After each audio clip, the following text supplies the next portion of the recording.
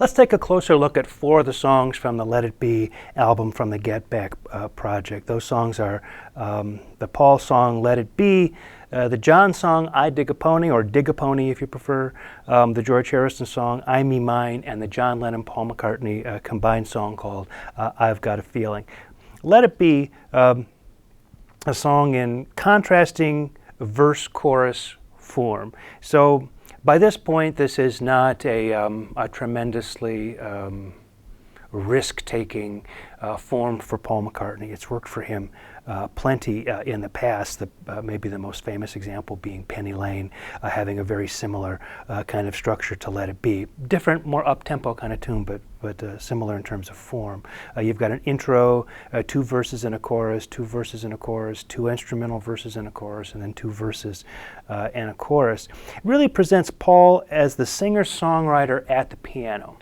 And so if you think about this, this is not unlike, say, Hey Jude, or from the same sessions, The Long and Winding Road, or into his solo career, something like Maybe I'm Amazed. It's Paul doing the kind of slow, balladish, kind of sensitive song, sitting at the acoustic piano. There are 2 versions of this, and it's kind of an interesting contrast, although the differences are pretty subtle.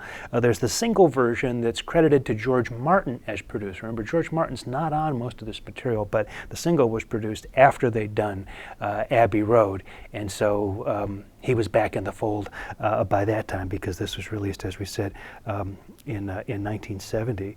And then there's the album version, which is the Phil Spector version. And so you can hear 2 different producers working with the tune. For me, as a guitar player, the only way the way I tell the difference is there are different guitar solos.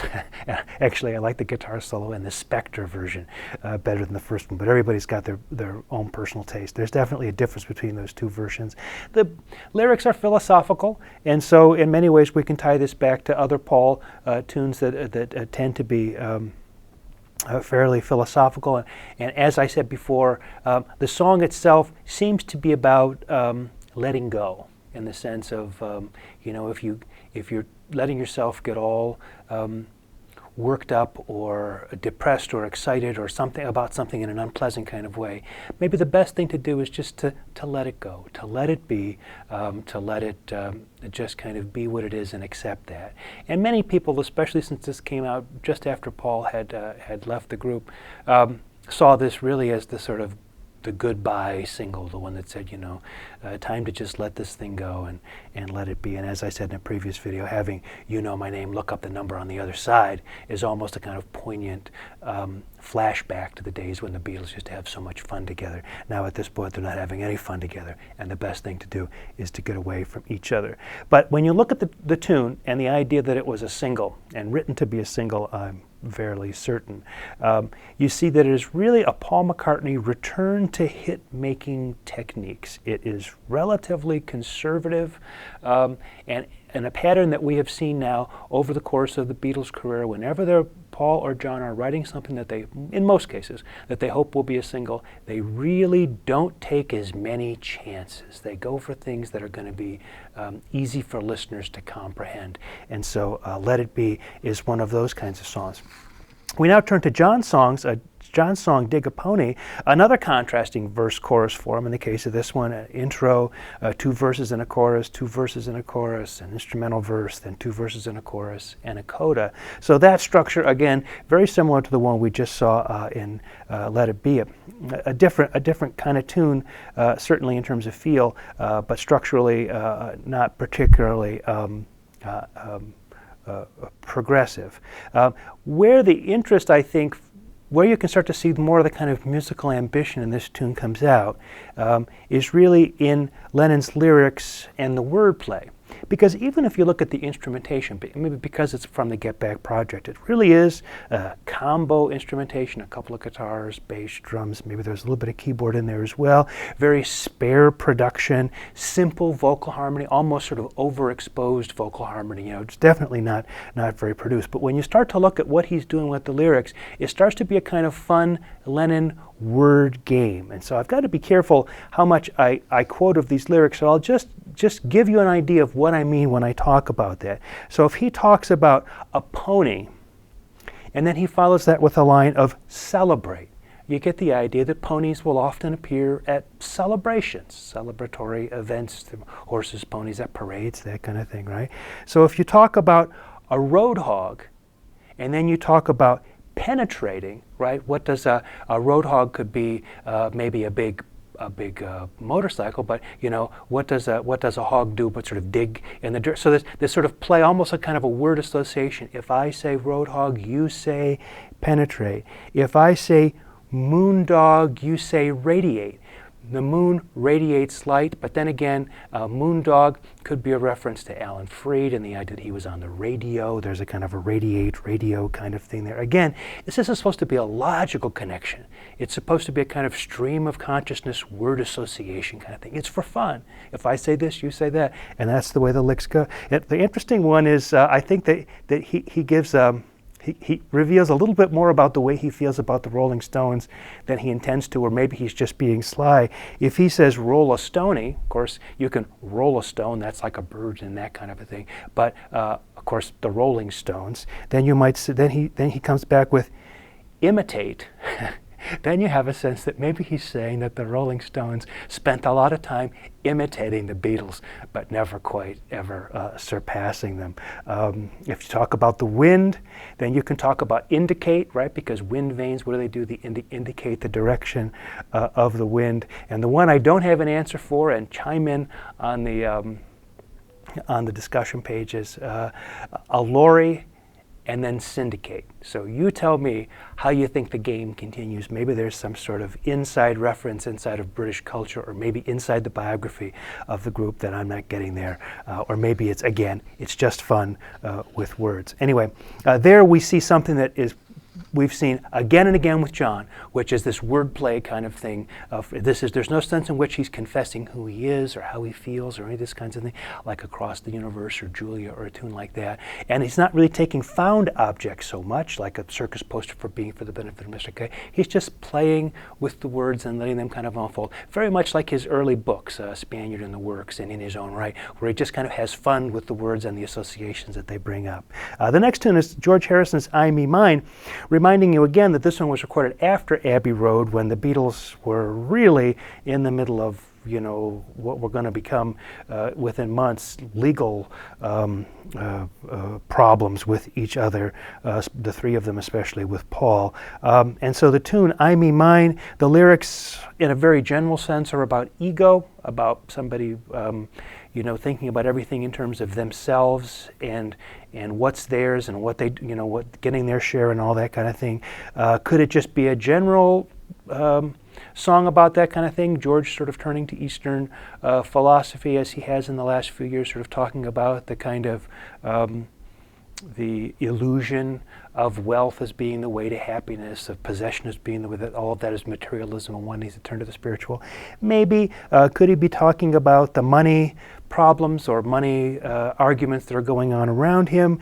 Could he be talking about greed? Could he be talking about fame and celebrity? Probably it's safe to say all of those things fit in to interpretation of what I, Me, Mine does.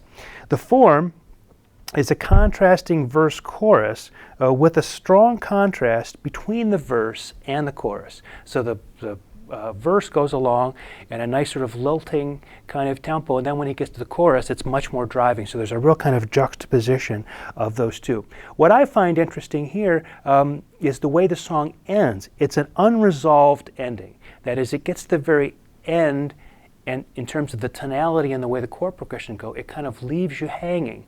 Well, the last time we saw one of those and remarked on it was Paul's song For No One. Remember that one I said sort of had a hanging ending, and it meant that the whole thing could keep looping around, because in that case the relationship that Paul's talking about, that unhappy relationship, keeps repeating every day. It's day in, day out, the unhappiness of it. So there's something interesting about the possibility of that looping back onto itself. Well, again, the greed, the cycle of greed, this thing ending in an unresolved kind of way, maybe it too could loop back around, because the greed just never stops. The quest for fame just never stops. It's the kind of thing that you always reach for but can never quite touch. And so maybe that's what's going on there. Or it could be they just thought, hey, this is a great ending, and that's how he did it. Spector, as production, adds some orchestra here. And so you'll be able to hear that. This one again another pretty good indication of where George's solo career is going. This song could easily have been on his first solo album, All Things Must Pass. Maybe the most interesting of all of these tunes for me on the Let It Be album is I've Got a Feeling, a John and Paul song that really reminds us in some ways of Eleanor Rigby, in some ways of A Day in the Life. Now, it doesn't have the classical strings of Eleanor Rigby, and it doesn't have the big orchestral build-ups and all the kind of psychedelic things that went on with A Day in the Life. But it's the production is extremely spare, and again, it sounds relatively raw and not exactly unrehearsed, but not overly rehearsed and overly polished. Again, keeping in mind, these guys spent, what, a month in the studio working on tons and tons of tunes. I mean, how polished can any of the tunes really get in that time? So maybe if they'd have stuck with it a little bit longer, the performances would have, but I think they were going for this unpolished thing. Anyway, you can read that part of it any way you want, but the first part of the song is in AABA form written by Paul McCartney. And that one seems to be very much influenced by kind of an R&B kind of thing. It's almost Paul doing a continuation of what he did with Why Don't We Do It in the Road, although with none of the kind of outrageous, over-the-top character of it. But he's kind of doing a kind of an R&B kind of thing. And then after we get through his AABA form, then there's a John song, which is a simple verse form of which you get 2 verses. And this is another one of his wordplay things where you get things like hard year followed by good time followed by wet dream. You know, so how do these word associations sort of unfold? And this is a very much like Dig a Pony, as we were talking about a little bit earlier.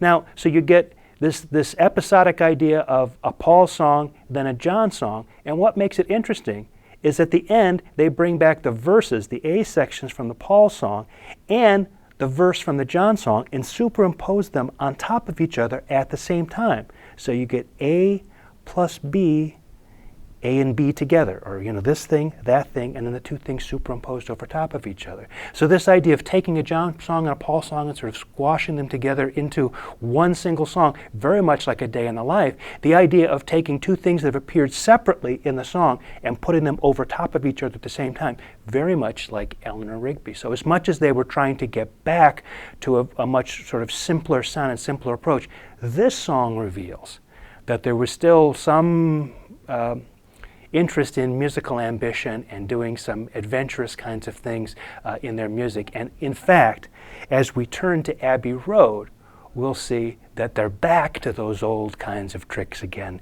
in many ways. And I will characterize Abbey Road as being kind of a great balancing between the artistic approach and the craftsman approach. We see in Abbey Road bits of everything we've seen all through these past 6 weeks really all come together in an interesting combination and showcase at the very end of their career with this last album. So let's do that now. Let's turn to the grand finale for the Beatles, Abbey Road.